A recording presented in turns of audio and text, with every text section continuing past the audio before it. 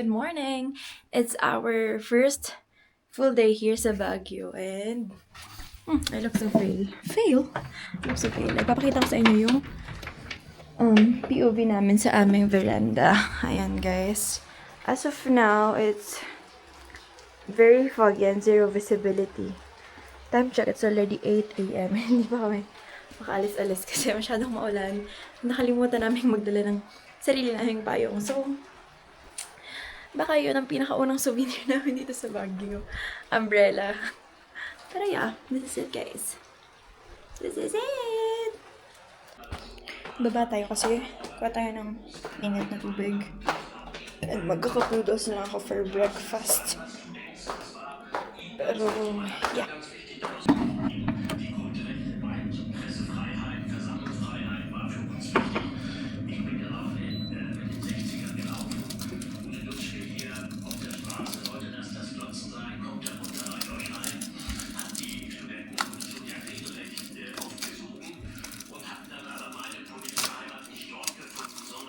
Nag-breakfast lang ako guys and ngayon mag-edit tayo ng vlog. Wow!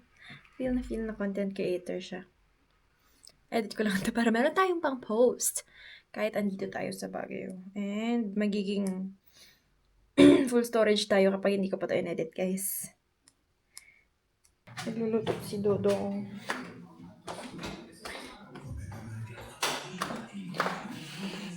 This is the first floor. Nandito yung kitchen.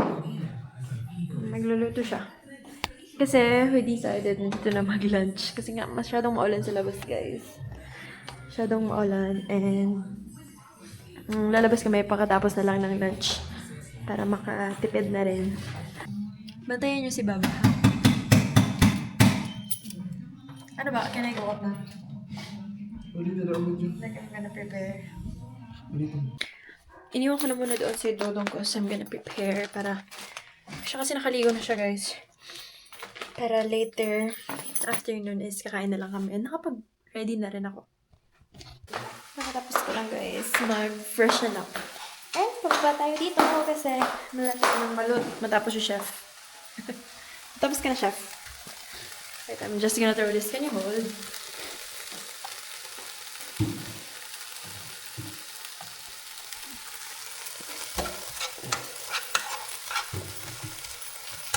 Video takapan.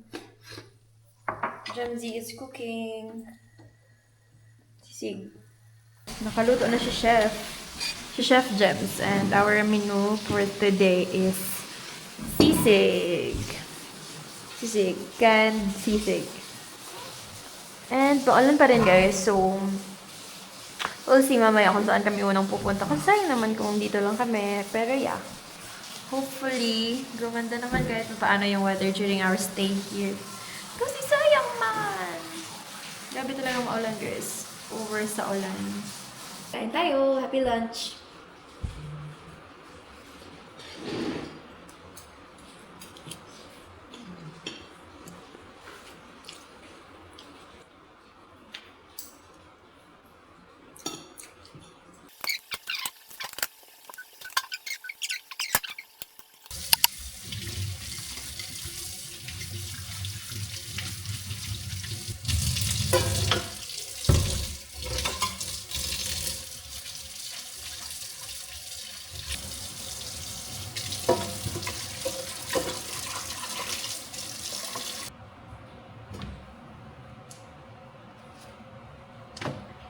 Guys, this is our day 1 full day here in Baguio.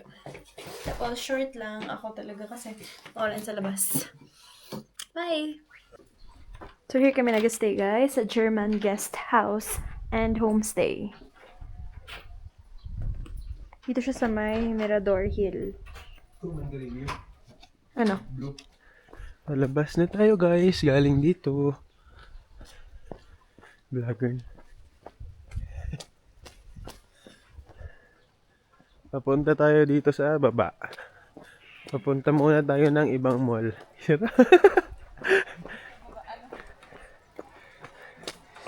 Papakilala ko sa inyo guys yung kasama ko. Kung alam nyo lang guys, yung pag dito grabe. Iba sa camera no? Iba sa camera, hindi ba sa... visual aspect. Visual.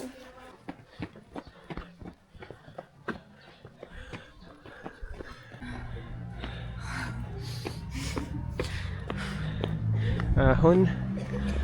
Tingnan nyo guys, yan yung dinaanan namin kanina. Ang ano na, di na makita sa fog. Grabe yung fog dito. Naghahanap niya siya guys ng payong. Kasi sino pumunta ng Baguio walang dalang payong? May payong guys. Bumili pa kayo ng payong. Ganda ng payong guys, 150 lang. May pindot na Sa pindot. Baguio pa bumili ng payong. Bagyo sa payo. Ay, payong sa bagyo. Got our first souvenir here sa Baguio. Oh, tama-tama guys. Sumaambon na naman. Wait,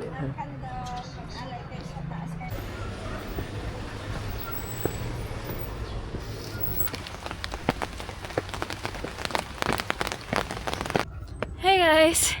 Ngayon ay on the way kami sa Lourdes Grotto. And nandito kami ngayon sa maraming steps.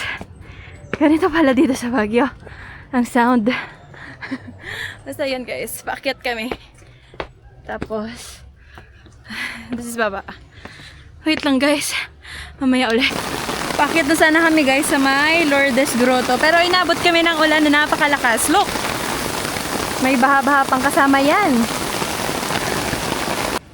Andito na kami guys sa Lourdes Grotto. And since maulan, sumilong muna kami dito and nag-pray sa kanilang mini kapilya. Ayan, dito sa loob. And as you can see, it's still foggy outside. Kaya nag-aantay na kaming tumila ng konti.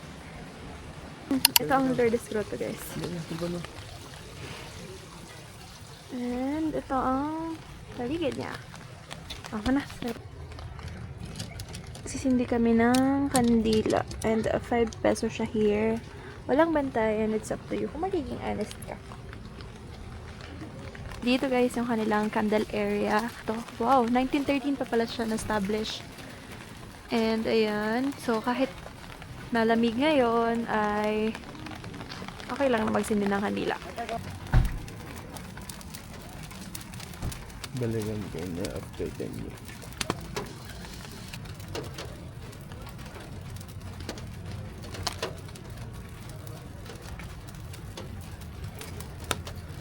Life update guys, it's already 2:13 PM and nandito kami sa Mirador Heritage and Eco Park. Magkatabi lang pala sila ng Lourdes Grotto. And yes, this is the view. It's very foggy right now. Marami. Ay, meron palang ganito. 3 minutes photo limit. Pero dahil walang tao ngayon na. Tingnan nyo guys, solo namin yung area. Kami lang. Bako. 1, 2, 3. Eto guys, yung Mirador Hill Peace Memorial. Yun yung nakalagay dyan. Pero it's part of the Mirador Heritage and Eco Spirituality Park. At so, sa taas andyan yung ay, ayan pala. Si Garden Shrine of Our Lady of Peace. Ito, ang view ngayon dito kasi maulan and mahamog. Hindi ko alam kung anong view talaga sa baba. Kung may city view ba. Pero yeah, this is the Mirador Heritage and Eco Spirituality Park with Baba. So cold here guys. Oh, look. Puting-puting na yung kamay ko. And yes, we finally made it to Baguio. Pupunta kami guys sa Burnham Park ngayon. And nag-okay na kami ni Baba. Pero nag-stop over muna kami kasi kakain muna kami ng lugaw. Basta ayan guys. Lugaw muna kami. Kasi dapat may energy tayo habang nag-walk. Right, Bob? Naglalakad na ulit kami papuntang Burnham Park guys. Nag-stop over lang talaga kami kanina para kumain.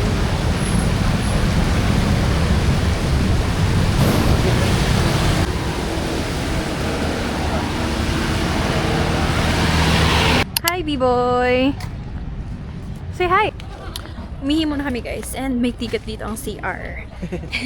8 pesos ang ihi lang and feeling ko iba pa yung presyo kapag dudumi kami. Receipt? Ito na tama. Magbabike kami guys. Nag-inquire na si Dodong. Tapos Okay. yung wallet cellphone nyo po, ingatan nyo po, baka malaglagan kayo. Ngayon na po magbabayad. Ngayon na rin po. Ito, medyo... Can you record medyo me? pababa, pagbalik, pataas. Ganon din po rito, medyo pababa. Belo-belo lang. Magbabike kami guys. Kasi na-miss niya na mag-drive. Light lang yan dyan. Ay, kami simula. Wala ko muna kaya. Driver sa Baguio. Kaya magkano po dyan? Gis. Sa Tagalog kasi tayo.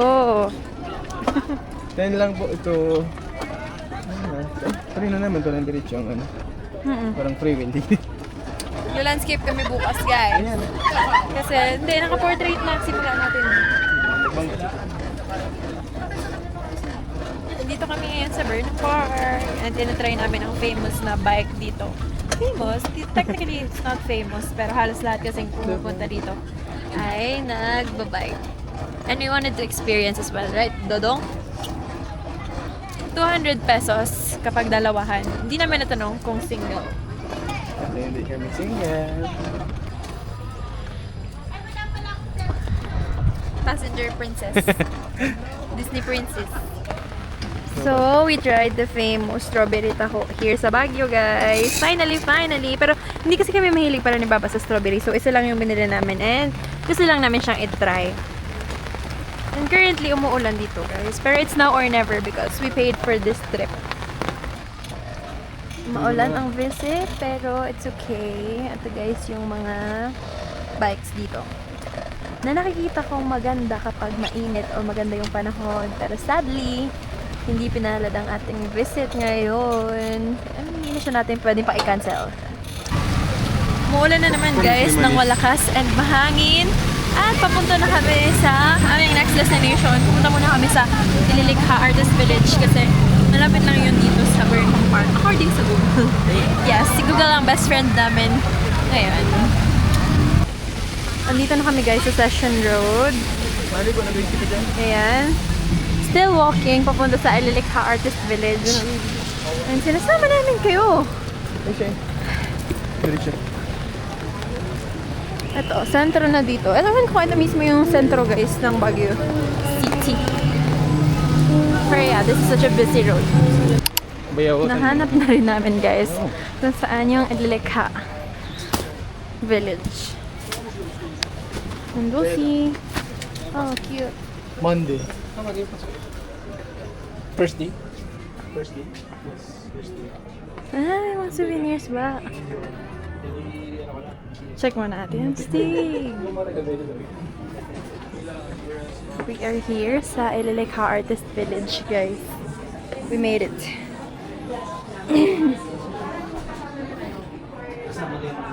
May kainan dito. Kainan.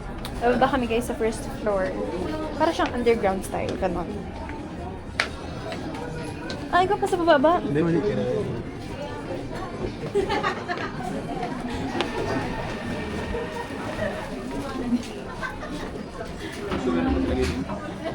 Ay, siya. Ikaw na muna. Ikaw na muna. Ay, saan?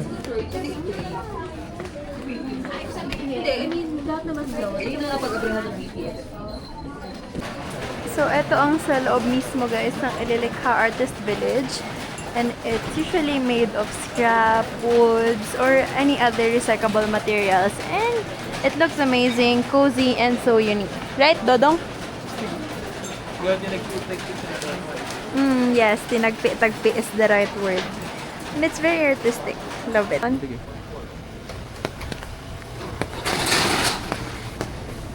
MG199.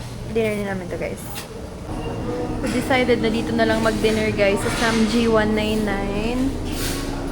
Ano lang siya, kalapit lang siya ng Ililikha and gutom na rin naman kami. So, yes, let's go.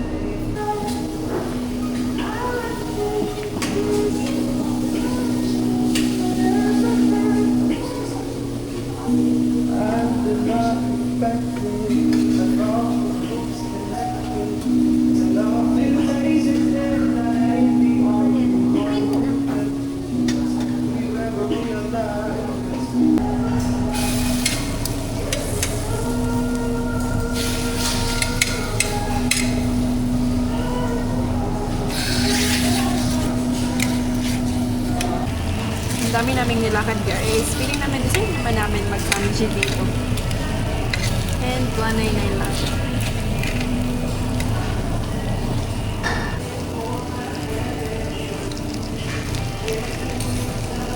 Siguro yung cheese may iba. Samji hanggang Baguio. Life update ulit. Pauwi na kami. And nag-walking ulit kami kasi everything is walkable. Feeling. And kahit naman kasi guys, mag-walking ka dito sa Baguio, hindi naman mainit. And okay lang, para ano tayo, at least healthy living.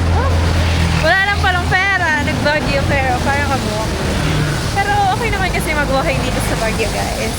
I mean, look at the weather. Hindi ka hihinangin. Hindi kayo hinangin. Dito at mag-Tagalog ito kasama ko. Anyway, update namin kayo pagka-uwi namin. We are finally home, guys! Tapos na ang ating day 1. And survive naman natin ang walking papunta at pabalik. So, see you in my next video. Bye!